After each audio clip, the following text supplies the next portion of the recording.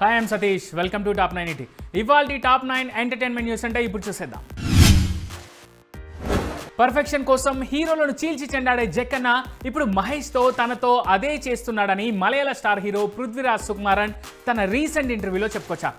వారణాసిలో ఓ particular shot కోసం జక్కన్న తెల్లవారుజామునే షూటింగ్ స్టార్ట్ చేశాడని, ఆ సీన్ను సాయంత్రం వరకు తీస్తూనే ఉన్నాడని చెప్పుకొచ్చారు. చివరికి టేక్ ఓకే కాకపోవడంతో మరుసటి రోజు కూడా మళ్ళీ అదే సీన్ తనతో మహేష్తో చేయించాడని పృథ్వీ చెప్పుకొచ్చారు. అలా ఒక్క షాట్ కోసం తమతో జక్కన్న 90 నుంచి 97 కంటే ఎక్కువ టేకులు చేయించాడని పృథ్వీరాజ్ రివీల్ చేశారు. రీసెంట్గా ఢిల్లీలో జరిగిన ఓ నేషనల్ సమ్మిట్కు వెళ్ళిన చరణ్ థియేటర్స్లో తనకు ఎంతో ఇష్టమైన పాప్కార్న్ రేట్ గురించి మాట్లాడారు. థియేటర్లలో మల్టీప్లెక్స్లలో పాప్కార్న్ రేట్స్ ఎక్కువగా ఉన్నాయని, ఆ రేట్లను తగ్గించాలని చరణ్ అభిప్రాయపడ్డారు. అయితే టికెట్స్ రేట్స్ మాత్రం అందుబాటులోనే ఉన్నాయంటూ చరణ్ కోట్ చేశారు. ప్రస్తుతం చరణ్ చేసిన ఈ కామెంట్స్ కాస్త ఇప్పుడు నెట్టింటా తెగ వైరల్ అవుతున్నాయి. సత్యదేవ్ హీరోగా వెంకటేష్ మహా డైరెక్షన్లో తెరకెక్కిన సైకలాజికల్ థ్రిల్లర్ రావ్ బహదూర్. తాజాగా ఈ సినిమాను చూసిన మహేష్ బాబు తన స్టైల్లో రివ్యూ ఇచ్చారట. ఇప్పటి వరకు తెలుగులో ఇటువంటి వినూత్నమైన కాన్సెప్ట్తో సరికొత్త మేకింగ్ విధానంతో ఏ సినిమా రాలేదని ఆయన ప్రశంసించారట. సినిమాలోని విజువల్స్, షార్ట్స్, టెక్నికల్ వాల్యూస్ అద్భుతంగా ఉన్నాయని మహేష్ ఈ మూవీ టీంను మెచ్చుకున్నారు. ఇక మహేష్ బాబు ఇచ్చిన ఈ పాజిటివ్ ఫీడ్బ్యాక్ తమకు సినిమా విజయంపై నమ్మకాన్ని మరింతగా పెంచిందని ఈ మూవీ టీం సంతోషం వ్యక్తం చేసింది.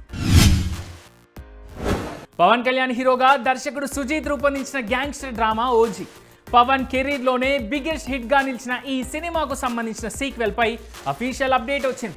దర్శకుడు హీరో మధ్య జరిగిన కథా చర్చలకు సంబంధించిన వీడియో షార్ట్ గ్లిమ్స్గా తాజాగా రిలీజ్ అయింది. అయితే గ్లిమ్స్లో ఓజాస్ గంభీర్ నేపథ్యం గురించి సుజీత్ పవన్తో వివరిస్తున్నట్టుగా తెలుస్తోంది. దీంతో ఓజీ సినిమా సీక్వెల్ కాదు, ప్రీక్వెల్ అని కొందరు నెటిజన్లు నెట్టింట కామెంట్ చేస్తున్నారు. ఒకవేళ ఓజీ 2 ప్రీక్వెల్ అయితే ఓజీ క్లైమాక్స్ తర్వాత ఏం జరిగిందనే విషయంపై క్లారిటీ ఉండకపోవచ్చనే మాట కూడా వినిపిస్తోంది. ఎట్ ప్రజెంట్ తాను ఓ ఇంటర్వ్యూలో చేసిన ఫెమినిజం కామెంట్స్తో సోషల్ మీడియాలో హాట్ టాపిక్ అవుతున్న సునీత తాను ఓ అరుదైన వ్యాధితో బాధపడుతున్నట్టుగా చెప్పుకొచ్చింది. క్రాన్స్ అనే ఆటో ఇమ్యూన్ డిసీజ్తో తాను సఫర్ అవుతున్నట్టు సింగర్ సునీత రివీల్ చేసింది. క్రాన్స్ అనేది ప్రేగులకు సంబంధించిన దీర్ఘకాలిక వ్యాధి. నోటి నుంచి పాయువు వరకు జీర్ణ వ్యవస్థ పొడవునా ఎక్కడైనా వాపు, చికాకును కలిగిస్తుంది. దీనికి పూర్తి నివారణ లేకపోయినా వైద్య చికిత్సలు, ఆహారపు అలవాట్లు, జీవన శైలిలో మార్పులు చేసుకుంటే ఈ వ్యాధి ద్వారా వచ్చే లక్షణాలు అదుపులో ఉంటాయని సమాచారం.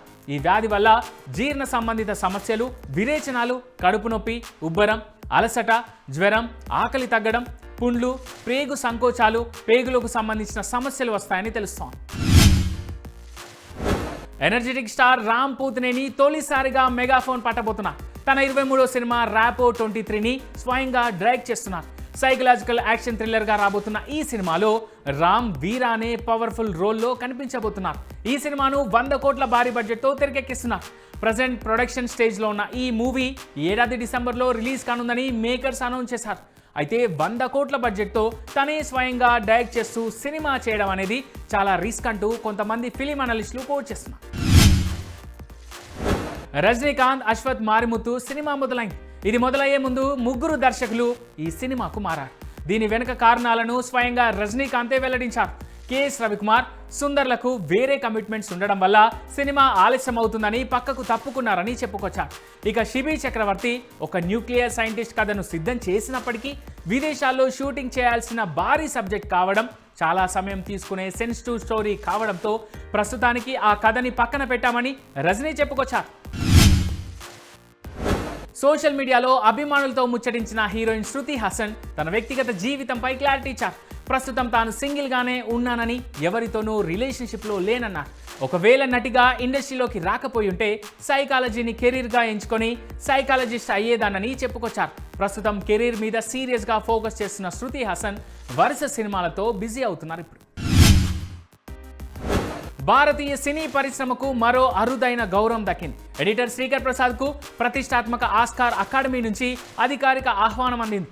అకాడమీలో సభ్యుడిగా చేరే అవకాశం దక్కించుకున్న ఆయనకు ఆస్కార్ అవార్డుల విజేతలను నిర్ణయించే ఓటింగ్ హక్కు కూడా లభించనుంది. ఎన్నో బ్లాక్ బస్టర్ సినిమాలకు ఎడిటర్గా వర్క్ చేసిన శ్రీకర్ ప్రసాద్ 9 జాతీయ అవార్డులు అందుకున్నారు. విజయ్ దేవరకొండ హీరోగా తెరకెక్కుతున్న రణబాలి సినిమాకు సంబంధించి దర్శకుడు రాహుల్ సాంకృత్యాన్ ఇంట్రెస్టింగ్ విషయాలు రివీల్ చేశారు. ఈ సినిమాకు క్లైమాక్స్ చాలా కీలకమని వెల్లడించారు. ఆ ఒక్క ఎపిసోడ్ను దాదాపు 16 రోజుల పాటు షూట్ చేశామన్నారు. విజయ్ ఆర్నాల్ మధ్య జరిగే ఫైట్, ఆ సీన్లో ఎమోషన్స్ ఆడియన్స్ను కట్టిపడేస్తాయన్నారు. ఈ సినిమా సెప్టెంబర్ 11న ప్రేక్షకుల ముందుకు రానుంది. ఫోక్ సాంగ్స్తో యూట్యూబ్లో తనకంటూ గుర్తింపు తెచ్చుకున్న నాగదుర్గ ఇప్పుడు సినిమాల్లో కూడా దూసుకుపోతున్నారు. తమిళ్లో ధనుష్ మేనల్లుడు పవిష్ నారాయణ్తో లేటెస్ట్ సినిమాలో హీరోయిన్గా చేస్తున్న ఈమె ఆ సినిమా రిలీజ్ కాకముందే బన్నీ వాసు సుకుమార్ ప్రొడక్షన్లో ఇడుపు కాగితం సినిమాలో హీరోయిన్గా చేస్తున్నారు. అయితే ఈ సినిమాలో హీరోయిన్గా చేసేందుకు నాగదుర్గ తనకు 15 కండిషన్స్ పెట్టిందని బన్నీ వాసు షాకింగ్ కామెంట్ చేశారు. అంతేకాదు తెలుగు అమ్మాయితో డీల్ చేస్తే ఎలా ఉంటుందో, ఏ విషయంలోనైనా ఎంత క్లారిటీతో ఉంటారో తనకు చూపించిందన్నారు బన్నీవాస్. నాకు 15 రూల్స్ పెట్టింది అమ్మాయి. కానీ నాకు ఎంత ఆనందం అంటే ఫస్ట్ టైం నేను ఒక తెలుగు అమ్మాయితో డీల్ చేస్తుంటే ఒక తెలుగు అమ్మాయి ఎలా ఉంటుంది, ఒక తెలుగు అమ్మాయి ఒక సినిమా చేస్తుంటే ఎంత క్లారిటీగా ఉంటుంది, తను ఏం చేయగలను ఏం చేయలేను అనేది ఎంత క్లారిటీగా చెప్తుంది అనేది మాత్రం నాగదుర్గం చూసినప్పుడు అనిపించింది. అప్పుడు గుర్తొచ్చింది, okay I'm dealing with the Telugu అమ్మాయి అని.